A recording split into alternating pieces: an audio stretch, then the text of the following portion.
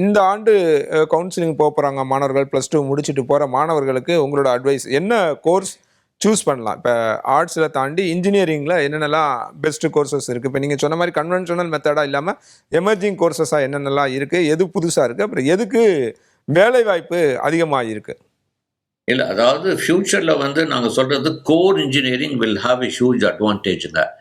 இப்போ வந்து உதாரணத்துக்கு இப்போ டேட்டா சயின்ஸ்ன்னு சொல்றோம். 50% of data centres are quietly be cancelled. இப்போ நீங்க கூகுள்ல போய் 50% of AI data centres are கேன்சல்னு போட்டீங்கன்னா வருது.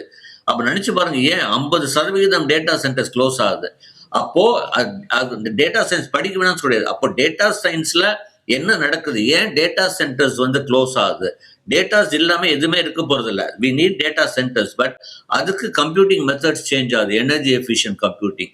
டேட்டாவை ப்ராசஸ் பண்றதுக்கு எல்கியூ மாடல்ஸ் கிரியேட் பண்ணி ஆகணும். ஸோ இந்த மாதிரி கொஞ்சம் ரீசேப் பண்ணணுங்கிறேன் சிலபஸ்ல.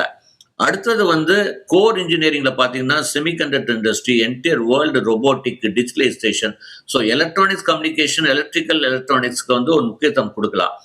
பட் இப்போ என்ன ஆயிடுச்சு அப்படின்னா, நிறைய கல்லூரியில் இந்த 2-4 வருஷமா வந்து இந்த கம்ப்யூட்டருடைய மோகம், ஐடி ஜாப்ஸ் நிறைய வந்ததுனால நிறைய பேர் வந்து இந்த கம்ப்யூட்டர் சயின்ஸ் ரிலேட்டட் கோர்ஸ் நிறைய ஆரம்பிச்சிட்டாங்க. ஒரு 5 வருஷம் முன்னாடி 2 கோர்ஸ் தான் இருந்தது, கம்ப்யூட்டர் சயின்ஸ், ஐடி.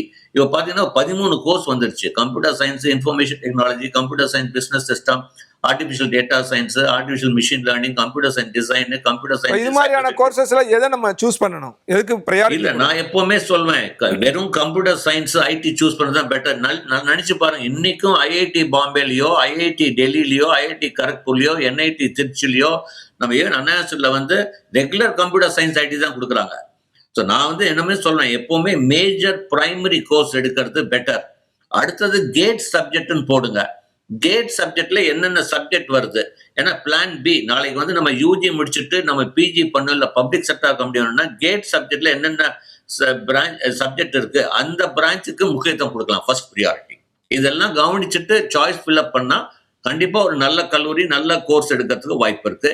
இனிமேல் வந்து நாம இந்த டிகிரி படிச்சோம் அப்படிங்கிறதோட டிகிரியை தாண்டி எவ்வளவு திறமைகளை வளர்த்துக்க போறோம், எவ்வளவு திறன்களை வளர்த்துக்க போறோம், அது பொறுத்து தான் வேலை வாய்ப்பும் சம்பளமும் நிர்ணயிக்கப்படும்.